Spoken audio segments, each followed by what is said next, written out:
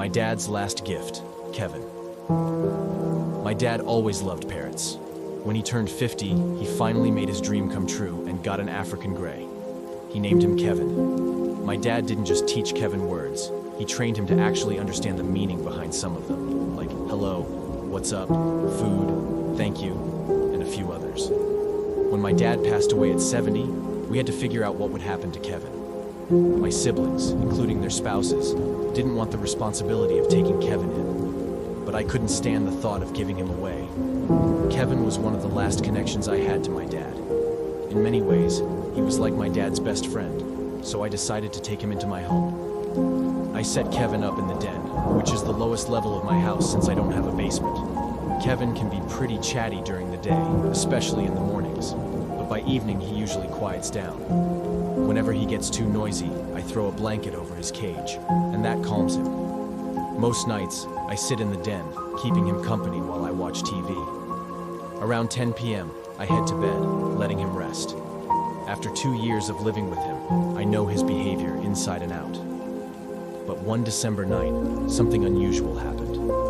It was around 11 p.m. Kevin started making noise while I was trying to sleep. I always sleep with my door open since I live alone and want to hear if something's off in the house. It was strange for Kevin to be making these squawking noises this late at night, so I went downstairs to check on him. He was wide awake on the lower perch of his cage, looking right at me, nodding his head up and down as if he were dancing, all while saying things like, hello, and what's up. I tried offering him some food, but he didn't take it. So I covered his cage with the blanket and went back to the kitchen, hoping that would quiet him down. But the noises didn't stop.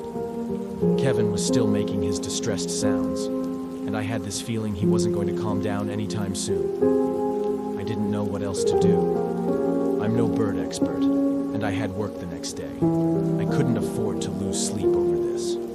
Frustrated, I went back downstairs and uncovered him. He was still doing that strange dance and making noises. Then, I heard something, a sound coming from the pantry, just a few feet from his cage. My heart skipped a beat. I stood still for a moment, my hand hovering over the pantry's light switch, which was outside the door. The pantry door had a large glass panel, so when I flipped the switch, I saw it, an outline of a figure inside. My body went cold. My instinct screamed at me, fight or flight. I chose fight. I threw the door open and screamed as loud as I could, adrenaline surging through me. I grabbed the man hiding inside the pantry, yanking him to the floor. He tried to fight back, but I overpowered him, locking him in a chokehold. He was an older man, maybe in his 50s, and he smelled terrible, clearly homeless. I yelled at him, demanding, "Who are you? Why are you in my house?" He tried clawing at my face, but I tightened my grip, hitting him until he weakened.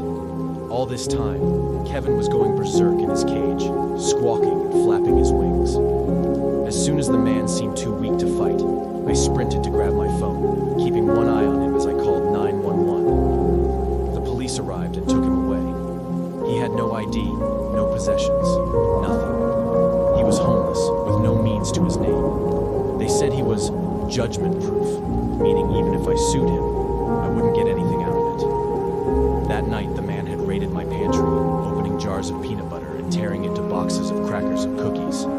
If it weren't for Kevin, I don't know what else he might have taken. Worse, done. To this day, I'm grateful for Kevin, and I like to think that, in some way, my dad is still watching over me through him.